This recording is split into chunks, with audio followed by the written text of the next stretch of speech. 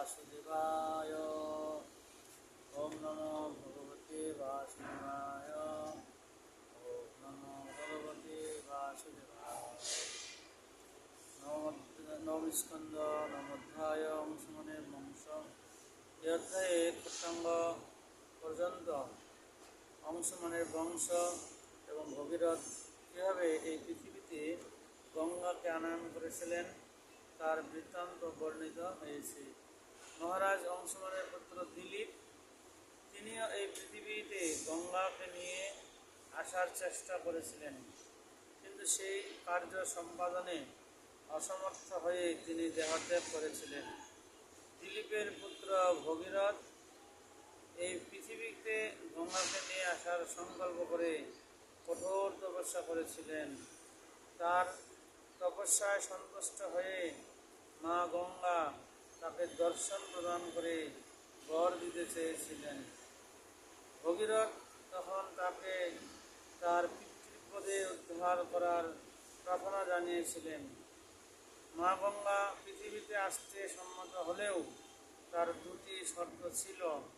প্রথমে, কোনো সমর্থ পুরুষকে তার ব্যাগ ধারণ করতে হবে, এবং দ্বিতীয়টি হচ্ছে, যদিও সমস্ত পাপী ব্যক্তিরা গঙ্গায় স্নান করে তাদের পাপ থেকে মুক্ত হবে, কিন্তু মা গঙ্গা সেই পাপ রাখতে চাননি। এই দুটি শব্দ বিবেচনার বিষয় ছিল। ভগীরথ তার উত্তরে মা গঙ্গাকে বলেছিলেন, ভগবান শিব আপনার বেগ ধারণে সর্বতভাবে সমর্থ, এবং শুদ্ধ ভক্তরা যখন আপনার জলে স্নান করবেন তখন পাপীদের পরিত্যক্ত পাপ স্থলিত হবে। ভগীরথ তখন শিবের প্রসন্নতা বিধানের জন্য তপস্যা করেছিলেন।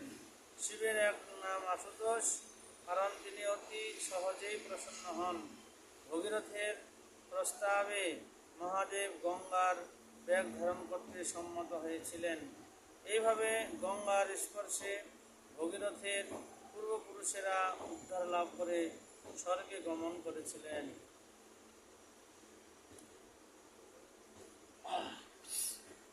ভগীরথের পুত্র শ্রুত, শ্রুতের পুত্র নাভ এবং নাভের পুত্র সিন্ধুদ্বীপ, সিন্ধুদ্বীপের পুত্র ছিলেন অযুতায়ু এবং অযুতায়ুর পুত্র ঋতুপর্ণ, যিনি ছিলেন নলের বন্ধু। ঋতুপর্ণ নলকে দ্রুত বিদ্যা সহ রহস্য দান করে তার কাছ থেকে অশ্ববিদ্যা গ্রহণ করেছিলেন। ঋতুপর্ণের পুত্র সর্বকাম, সর্বকামের পুত্র সুদাস এবং সুদাসের পুত্র সৌদাস। সৌদাসের পত্নী ছিলেন দময়ন্তী বা মদয়ন্তী, এবং সৌদাস কলমাসপাত নামেও অভিহিত হন। সৌদাস কর্মদোষে বশিষ্ঠের অভিশাপে রাক্ষস হন।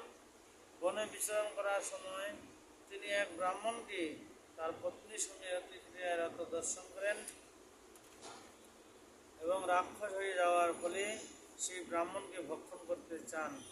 সেই ব্রাহ্মণের পত্নী যদিও নানাভাবে তাকে অনুনয় বিনয় করেছিলেন, তবু তিনি সেই ব্রাহ্মণকে ভক্ষণ করেন, এবং তাই তার পত্নী তাকে এই বলে অভিশাপ দেন, মৈথুন পরায়ণ হলেই তোমার মৃত্যু হবে। তাই 12 বছর পর বশিষ্ঠ মুনির অভিশাপ থেকে মুক্ত হলেও সৌদাস নিঃসন্তান ছিলেন। তখন বশিষ্ঠ সৌদাসের অনুমতিক্রমে তার পত্নী মদয়ন্তীর গর্ভধারণ করেন। মদয়ন্তী দীর্ঘকাল গর্ভধারণ করে পুত্র প্রসব না করায় বশিষ্ঠ একটি পাথরের দ্বারা তার গর্ভে আঘাত করেন, এবং তার ফলে একটি পুত্রের জন্ম হয়। সেই পুত্রের নাম হয় অসমক।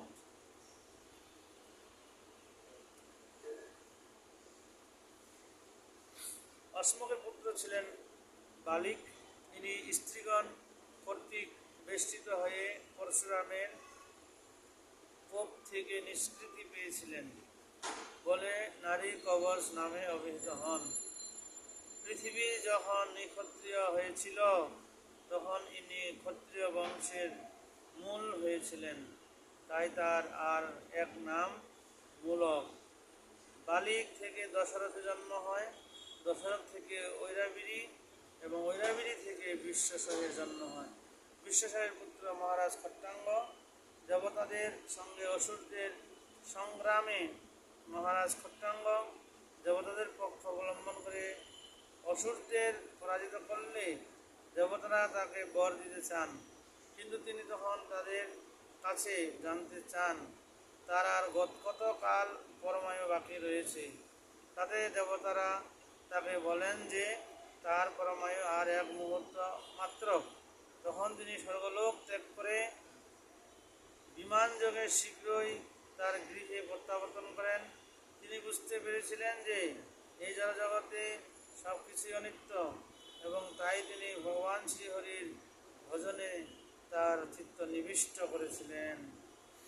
শ্রীশুক উবাচ অংশুমাংশ তপস্তেপি গঙ্গানয়ন কাময়া কালম মহন্তম ন শক্র তৎকালীন সংস্থিত।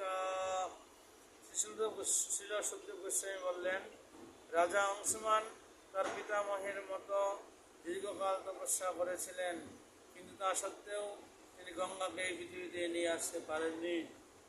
তারপর কালক্রমে তার মৃত্যু হয়েছিল।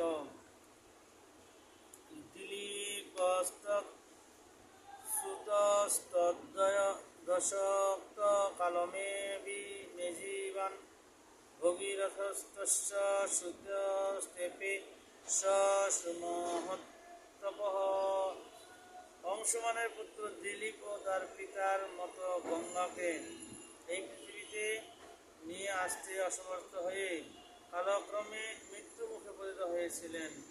তারপর দিলীপের পুত্র ভগীরথ গঙ্গাকে এই পৃথিবীতে নিয়ে আসার জন্য অত্যন্ত কঠোর তপস্যা করেছিলেন।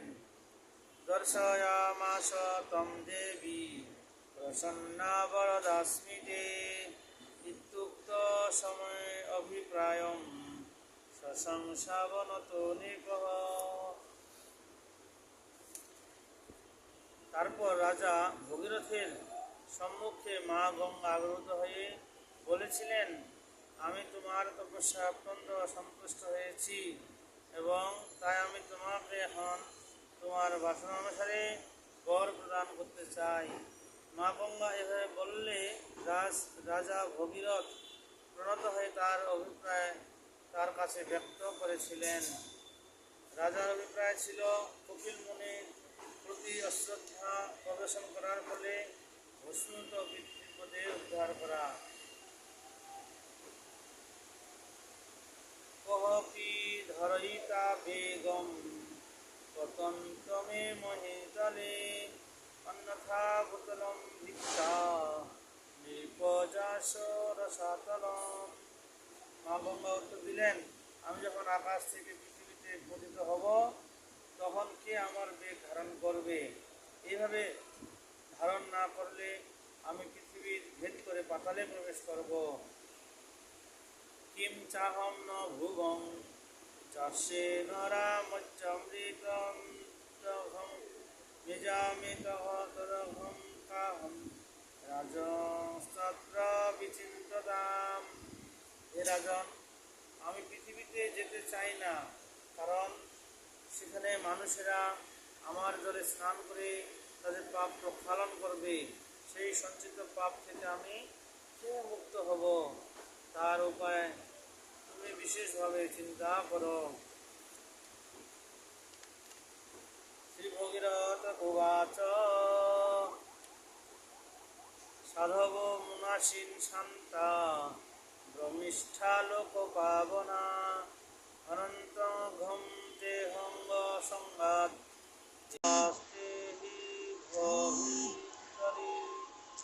ভগীরথ বললেন, ভগবত ভক্তি পরায়ণ সাধুরা যারা স্বভাবতই অনাসক্ত, জড়বাসনা থেকে মুক্ত, শুদ্ধভক্ত এবং বৈদিক বিধি অনুশীলনে দক্ষ, তারা সর্বদা মহিমান্বিত ও তাদের আচরণ শুদ্ধ এবং তারা সমস্ত অধমৃত দিককে উদ্ধার করতে সমর্থ।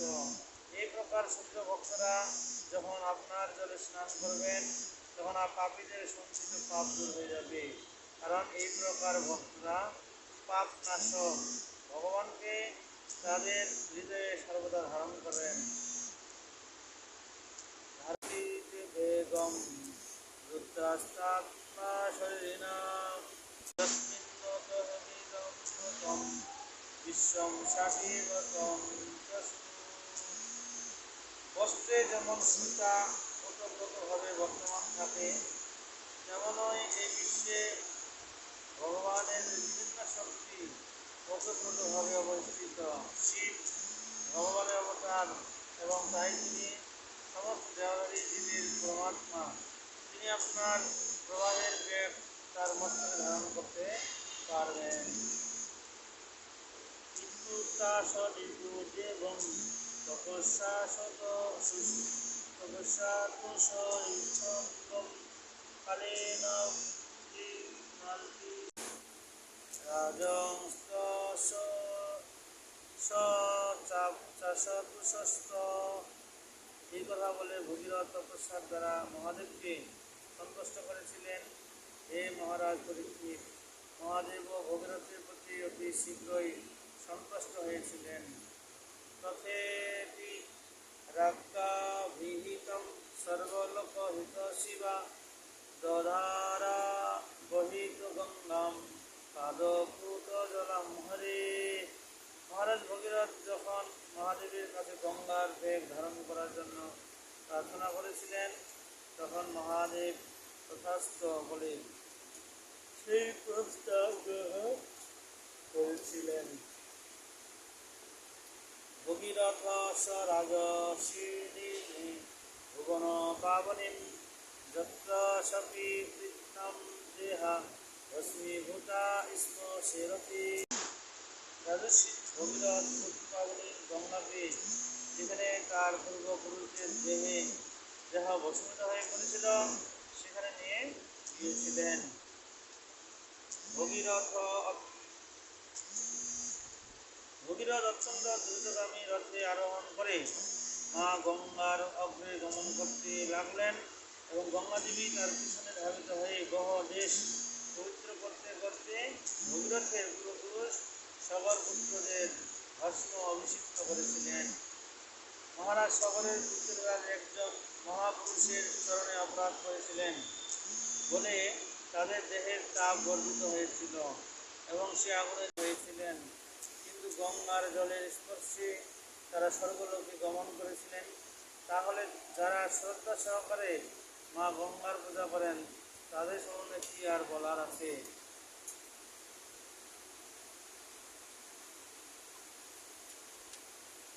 কেবলমাত্র গঙ্গার জল স্পর্শে ভূষণত সগর পুত্রেরা সর্বলোকে উন্নীত হয়েছিলেন। অতএব যে ভক্ত ব্রত ধারণ করে শ্রদ্ধা সহকারে মা গঙ্গার পূজা করেন, তার কথা আর কি বলার আছে। সেই ভক্তের যে মহান লাভ হয়, তা কেবল কল্পনাই করা যায়। মা গঙ্গা ভগবান আনন্দদেবের পাদপদ্ম থেকে নির্গত হয়েছেন বলে তিনি জীবদের সংসার বন্ধন থেকে মুক্ত করতে পারেন। অতএব এখানে তার সম্বন্ধে যা বর্ণনা করা হয়েছে তা মোটেই আশ্চর্যজনক নয়। মহর্ষিগণ ভোগ বাসনা পরিত্যাগ করে তাদের চিত্ত সর্বত্র হয়ে ভগবানের সেবায় সন্নিবিষ্ট করেন। এই প্রকার ব্যক্তিরা অনায়াসী জড়বন্ধন থেকে মুক্ত হয়ে ভগবানের চিন্ময় গুণাবলী লাভ করে চিন্ময় স্থিরে উপস্থিত হন। এটি ভগবানের মহিমা। ভগীরথের সুত নামক এক পুত্র ছিল, যার পুত্র ছিল নাভ। এই নাভ পূর্ব বর্ণিত নাভ থেকে ভিন্ন। নাভের সিন্ধুদ্বীপ নামক একটি পুত্র ছিল। সিন্ধুদ্বীপ থেকে অযুতায়ুর জন্ম হয়। অযুতায়ুর পুত্র ঋতুপর্ণ, যিনি নল রাজার বন্ধু হয়েছিলেন। ঋতুপর্ণ নলরাজকে দ্রুত বিদ্যার রহস্য শিক্ষা দেন এবং নলরাজ ঋতুপর্ণকে অশ্ব পরিচালনার বিদ্যা প্রদান করেন।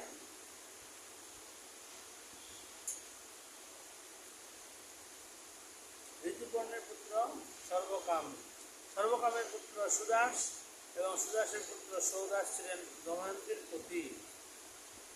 সৌদাস মিত্র সহ অথবা কলমস্পাদ নামেও পরিচিত। মিত্র সহ তার কর্মদোষে অপুত্র ছিলেন এবং বশিষ্ঠের সাপে রাক্ষস হয়েছিলেন। মহারাজ পরীক্ষিত বললেন, হে সুখদেব গোস্বামী, মহাত্মা সৌদাসের গুরুদেব বশিষ্ঠ মুনি কেন তাকে অভিশাপ দিয়েছিলেন? আমি তা জানতে ইচ্ছা করি। যদি গোপনে না হয় তাহলে দয়া করে তা বর্ণনা করুন। শ্রী সুখদেব গোস্বামী বললেন, এক সময় সৌদাস মুনিদয়া করতে বনে গিয়ে তার এক রাক্ষসকে বধ করেন। তিনি সেই রাক্ষসের ভ্রাতাকে ক্ষমা করে ছেড়ে দেন। সেই রাক্ষসের ভ্রাতা প্রতিশোধ নেওয়ার বাসনায় রাজার অনিষ্ট সাধন করার চিন্তা করে রাজার গৃহে পাথর রূপে বাস করতে থাকে। একদিন রাজার গুরু বশিষ্ঠ মুনি যখন রাজগৃহে নিমন্ত্রিত হয়েছিলেন, তখন সেই রাক্ষস পাথরটি তাকে মাংস রন্ধন করে প্রদান করেছিল। তাকে যে খাদ্য দেওয়া হয়েছিল তা পরীক্ষা করার সময় বশিষ্ঠ মুনি যোগ বলে বুঝতে পেরেছিলেন যে তাকে অভক্ষ নরমাংস পরিবেশন করা হয়েছে। তখন তিনি অত্যন্ত ক্রুদ্ধ হয়ে সৌদাসকে রাক্ষস হওয়ার অভিশাপ দিয়েছিলেন। বশিষ্ঠ যখন বুঝতে পেরেছিলেন যে সেই নরমাংস রাজা তাকে দিয়েছিল সেই রাক্ষস, তখন তিনি নিরাপদে রাজাকে অভিশাপ দেওয়ার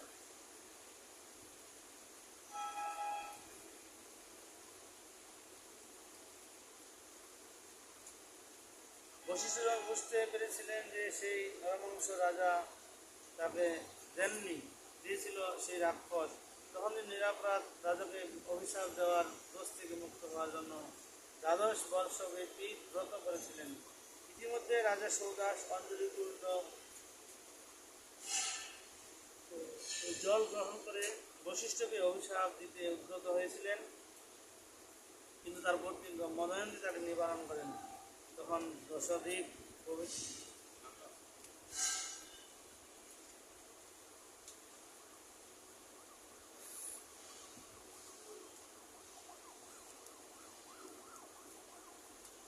দেওয়ার দোষ থেকে মুক্ত হওয়ার জন্য 12 বর্ষব্যাপী ব্রত করেছিলেন। ইতিমধ্যে রাজা সৌদাস অঞ্জলিপূর্ণ জল সংগ্রহ করে বশিষ্ঠকে অভিশাপে উদ্যত হয়েছিলেন, তার পত্নী মদয়ন্তী তাকে নিবারণ করেন। তখন দশাধিক আকাশ পৃথিবী সর্বত্র জীবময় দর্শন করে সেই জল তার নিজের পায়ে নিক্ষেপ করেছিলেন। এইভাবে সৌদাস রাক্ষস ভাবাপন্ন হয়েছিলেন এবং পরে তার পায়ে কৃষ্ণ বর্ণতা প্রাপ্ত হয়েছিলেন বলে তার নাম হয়েছিল কলমস্পাত। একসময় এই কলমস্পাত বনে প্রতিক্রিয়ারত এক ব্রাহ্মণ দম্পতিকে দেখতে পেয়েছিলেন। একসময় এই কলমস্পাত বনের প্রতিক্রিয়ারত এক ব্রাহ্মণ দম্পতিকে দেখতে পেয়েছিলেন। তখন রাক্ষস ভাবাপন্ন সৌদাস ক্ষুধার্ত হয়ে সেই ব্রাহ্মণকে গ্রহণ করেছিলেন।